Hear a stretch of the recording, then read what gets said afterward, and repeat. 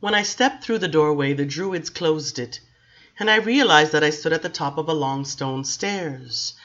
It was a configuration I was to see over and over again in the centuries that followed, and you have already seen it twice and you will see it again, the steps leading down into the Mother Earth, and to the chambers where those who drink the blood always hide. The oak itself contained a chamber, low and unfinished, the light off my torch glinting on the rude marks left everywhere in the wood by the chisels. But the thing that called me was at the bottom of the stairs, and again it told me that I must not be afraid.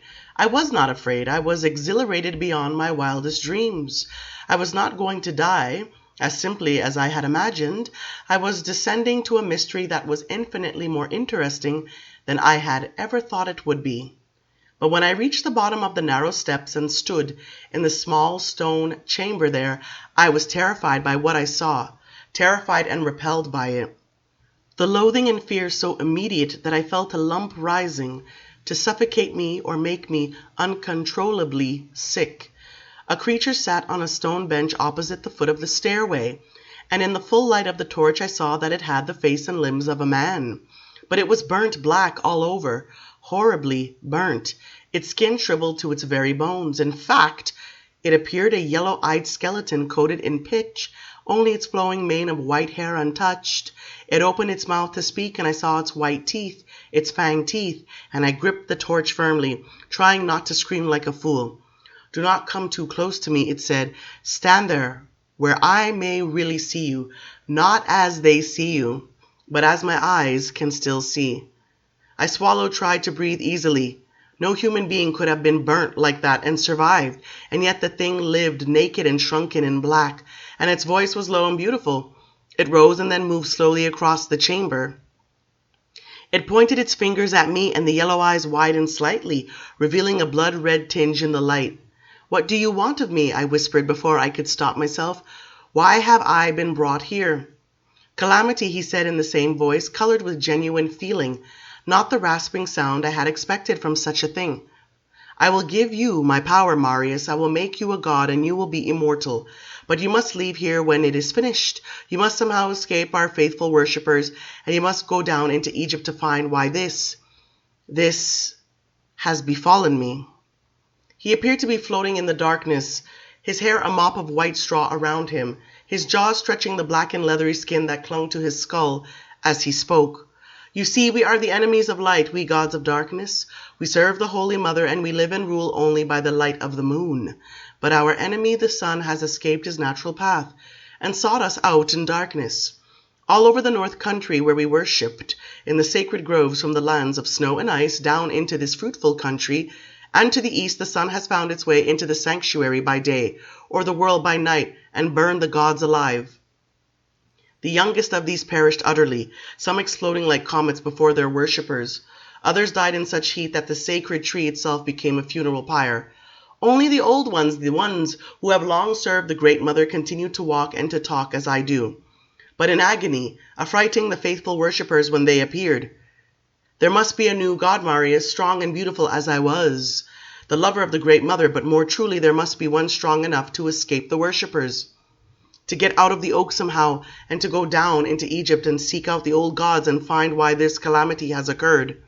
You must go to Egypt, Marius. You must go into Alexandria and into the older cities, and you must summon the gods with the silent voice that you will have after I make you, and you must find who lives still and who walks still, and why this calamity has occurred." It closed its eyes now. It stood still, its light frame wavering uncontrollably, as if it were a thing made of black paper. And I saw suddenly, unaccountably, a spill of violent images, these gods of the grove bursting into flame. I heard their screams. My mind, being rational, being Roman, resisted these images. It tried to memorize and contain them rather than yield to them. But the maker of the images, this thing, was patient, and the images went on.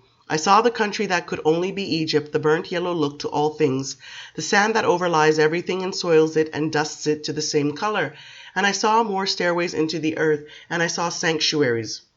"Find them," he said. "Find why and how this has come to pass.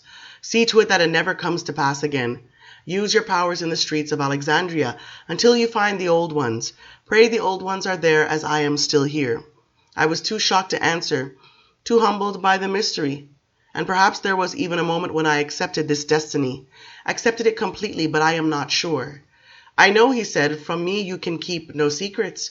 You do not wish to be the god of the grove, and you will seek to escape. But you see, this disaster may seek you out wherever you are unless you discover the cause and the prevention of it. So I know you will go into Egypt, else you too in the womb of the night or the womb of the dark earth may be burnt by this unnatural sun."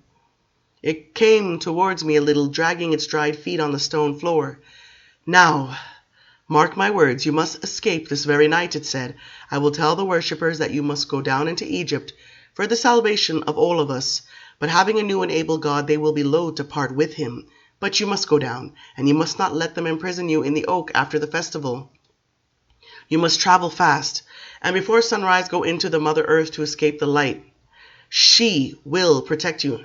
Now come to me, I will give you the blood, and pray I still have the power to give you my ancient strength. It will be slow, it will be long. I will take and I will give, and I will take and I will give, but I must do it, and you must become the god, and you must do as I have said." Without waiting for my compliance, it was suddenly on me, its blackened fingers clutching at me, the torch falling from my hands. I fell backwards on the stairs, but its teeth were already in my throat.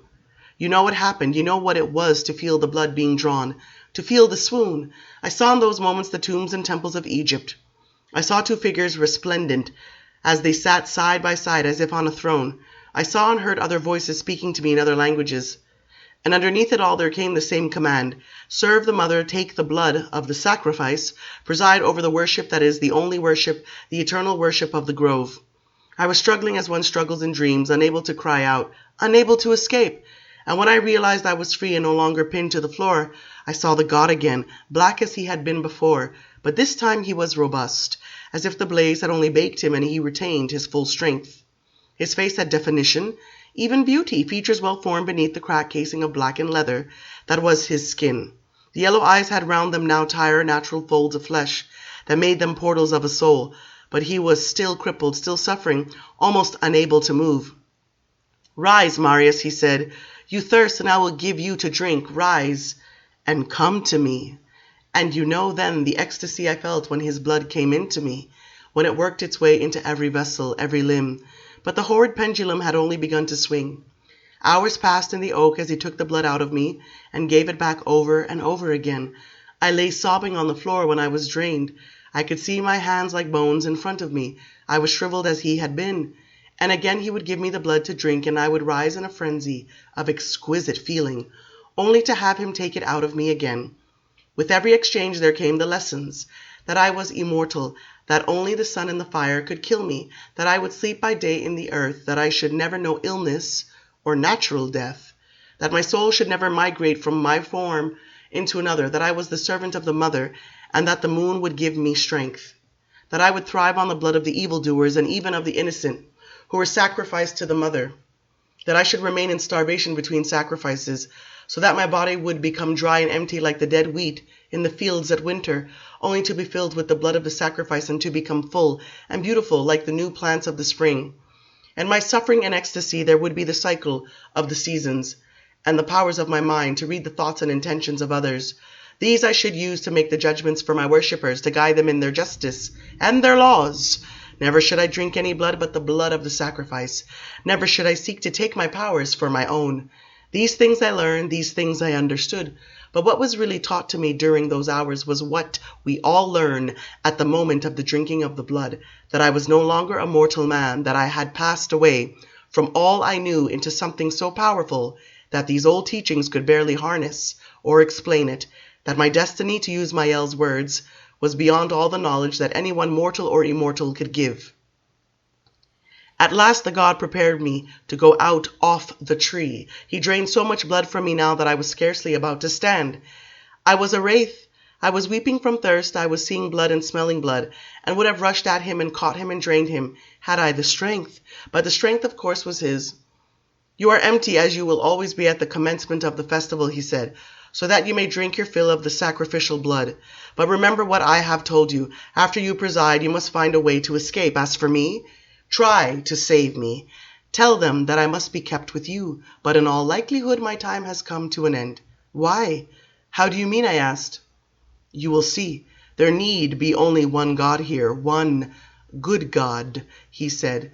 "If I could only go with you to Egypt, I could drink the blood of the old ones, and it might heal me. As it is, I will take hundreds of years to heal, and I shall not be allowed that time. But remember, go into Egypt, do all that I have said." He turned me now and pushed me towards the stairs. The torch lay blazing in the corner, and as I rose towards the door above, I smelled the blood of the Druids waiting, and I almost wept. "They will give you all the blood that you can take," he said behind me.